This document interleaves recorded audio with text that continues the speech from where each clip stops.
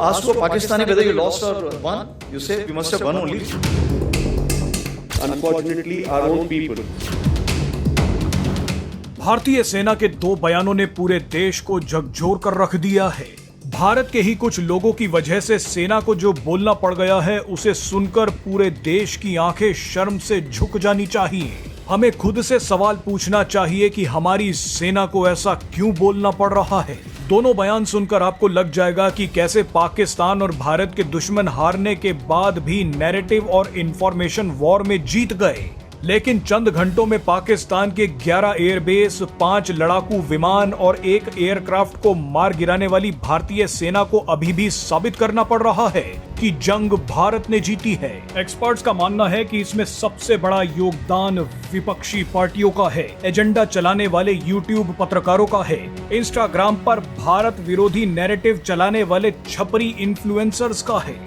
देश के लिए लड़ रही सेना के साथ अब देश के ही कई लोग नाइंसाफी कर रहे हैं, अपनी सेना को छोड़कर पाकिस्तान पर विश्वास जता रहे हैं। इसीलिए आज पूरे देश को आर्मी चीफ उपेंद्र द्विवेदी और एयरफोर्स चीफ एपी सिंह के दो बयान सुनने चाहिए। ऑपरेशन सिंदूर ऐसा ऑपरेशन था जिसने पाकिस्तान के साथ साथ तुर्की, अजरबैजान, चीन और अमेरिका जैसे देशों को हिलाकर रख दिया था। तुर्की, अजरबैजान, चीन और अमेरिका जैसे देशों ने पाकिस्तान का खूब साथ दिया, लेकिन भारतीय सेना ने पाकिस्तान को इन सभी की गोद से उठाकर ठोक दिया। लेकिन इसके बावजूद एयरफोर्स चीफ एपी सिंह को अब ये बोलना पड़ रहा है कि हम अपने ही देश के लोगों को कन्विंस नहीं कर पा रहे कि हमें कितनी बड़ी सफलता मिली है। बताइए, दुश्मन को मिट्टी में मिलाने और देश को दुश्मन के ड्रोन्स, मिसाइलों और आतंकियों से बचाने वाली सेना को ये बोलना पड़ गया है कि हमारे ही कुछ लोग हम पर विश्वास नहीं कर रहे। एयरफोर्स चीफ के साथ साथ आर्मी चीफ उपेंद्र द्विवेदी ने भी बताया कि आज पाकिस्तान ये बोल रहा है कि हम जंग जीत गए हैं, क्योंकि हमारे आर्मी चीफ असीम मुनीर को फील्ड मार्शल बना दिया गया है। इसी को नैरेटिव कहते हैं।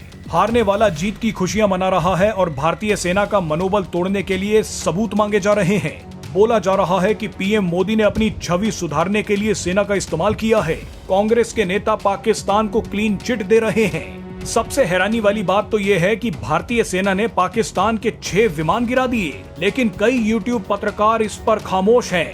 लेकिन जब पाकिस्तान राफेल गिराने की बात करता है तो ये सभी पत्रकार पाकिस्तान का एजेंडा चलाते हैं। आप इन सभी मोदी विरोधी यूट्यूब पत्रकारों के नाम जानते हैं।